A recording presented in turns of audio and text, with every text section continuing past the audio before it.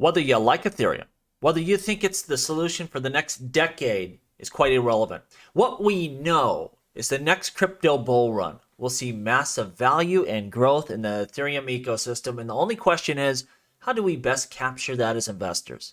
Is YOLOing your money into the Ethereum token that's currently at a $233 billion market cap, almost half of Bitcoin's market cap, is that fundamentally the best way to approach this? Making it clear, I still hold my Ethereum, but I'm not looking to add to my position at this kind of market cap at this point in time. To me, the more sensible way, if I don't just want to buy only the competitors, which are quite compelling when you look at their value compared to Ethereum and how they should perform, I think getting some layer 2s in your portfolio gives you, again, exposure to the Ethereum ecosystem, but not at that ridiculously nosebleed prices. I think it's a better way. We're going to go through this. Fidelity Digital Asset report the rise of layer 2 scaling on Ethereum. And I think this shows a couple things. Number one, this is going to be a big area of growth the next bull run for this ecosystem, but also long term. Really, a lot of people have been saying, well, they're going to have sharding and they're not going to need layer 2s and eventually you're going to get zapped. I think what's clear, the consensus is, yeah, they're going to be doing a lot of stuff on chain, but these layer 2s, they're sticking around. This is really a long-term investment as well. This is going to be part of the overall vision for the growth of this ecosystem.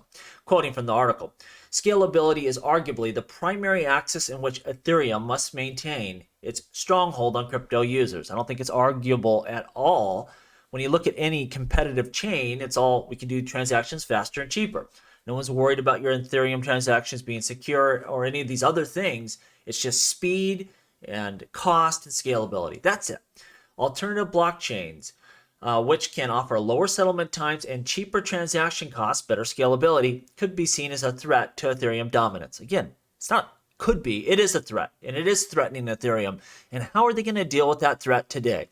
This is a wildly different world than what we saw last bull run, when things like Cardano were just rolling out smart contract solutions. This wasn't a fully breathing ecosystem. This wasn't ready to compete on any kind of level, but it is now.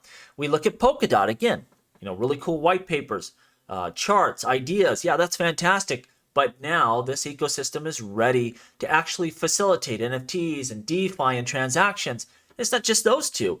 The layer 1 smart contract space is just the most hotly contested area of cryptocurrencies. And there's some monster chains out there that are looking to take away from Ethereum's lead. And their defense against that is going to be this: pushing those transactions off the layer 2s, because people want to do things within the Ethereum ecosystem. They just can't do so because of costs. So this is the current solution for now. They're going to have to lean on that. Ethereum's current roadmap is fixated primarily about increasing the overall Ethereum network and the ecosystem scalability. So that's all they're focused on right now. And there's really two ways they are doing that. Again, direct on-chain upgrades and layer 2s. They're both important. And that layer 2, that's what gives us that opportunity, in my opinion. Ethereum network has grown drastically over time. This pushes Ethereum's current scalability towards its upper bounds and drives costs associated with routine network transactions. So you might want to do something. Maybe you have a position you want to trade out of. It's on a DEX or something like that. You can't do it. The fees might cost more than the transaction's worth, or it might eat away all your profit. Or maybe you just want to buy an NFT, but it's too expensive. It doesn't make any sense any longer. If they don't fix this, guess what? A lot of those transactions are just going to go on other chains. And a lot of that's going to happen anyway, but you kind of curb that by having solutions for the now. Ethereum scaling challenges. When we think about Vitalik laughing at Bitcoin back in the day, the fees were so high, he couldn't imagine what was going to happen with Ethereum. Every solution they roll out that tries to curb that problem, well, they just get so much more demand in users, it just outpaces everything. And that's going to continue to happen. The more upgrades they do on chain, the more users are going to come. It's just going to keep those fees going up and into oblivion. I think, again, we know there's going to be a lot of fees. We know there's going to be a lot of value. We know there's going to be a lot of growth. How do we capture that in the best way as investors?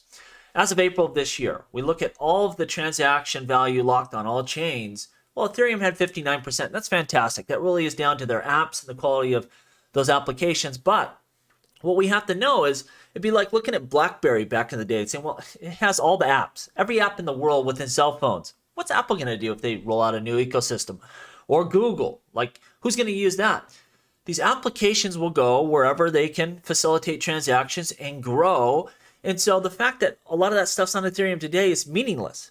Who can facilitate those transactions and really the business growth as we go forward?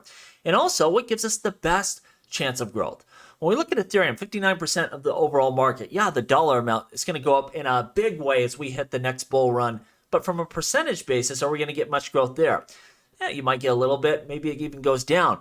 But I think where the big growth is going to come in terms of dollars and market percentages is going to come from these layer 2s, Optimism, Polygon, Arbitrum. We're talking about 4%, 2%, 2%. You're going to get a lot of dollars, a lot of value, and I think they're also going to capture a larger part of this market. That is a great growth opportunity for us as investors.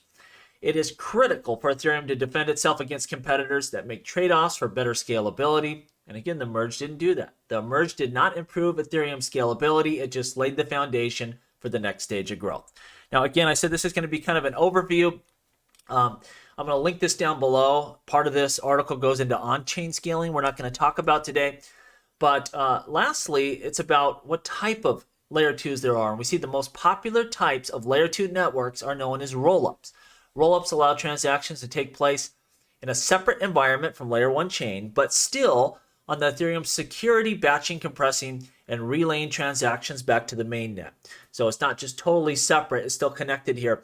And there are two primary types of rollups, Optimism and Zero Knowledge ZK rollups. Each of these have different designs and make certain trade-offs. So again, we can kind of dig into this in the future on the difference between these different types of rollups and maybe which layer 2s are the most compelling and I think going to be the best. But I just want to do this as a cursory overview just so you kind of keep your eye on this space. Again, maybe you're someone, you don't really like Ethereum. That's fine, but you probably like making money. And so if you think about it, you've been through a few bull runs and you know Ethereum is quite popular and there's a lot of growth and a lot of value. Maybe you want some exposure to this space, but you're not really looking to buy Ethereum at this type of market cap in relation to the market caps of everything else, where you have a Polygon at 7 billion and a Cardano at 11 billion. You go down the list, 233 billion might not be as compelling, but you want some of that future growth. Take a look at layer 2s. Let me know what you think down below. And as always, please like, please subscribe. The revolution will be televised right here on Jungle Link.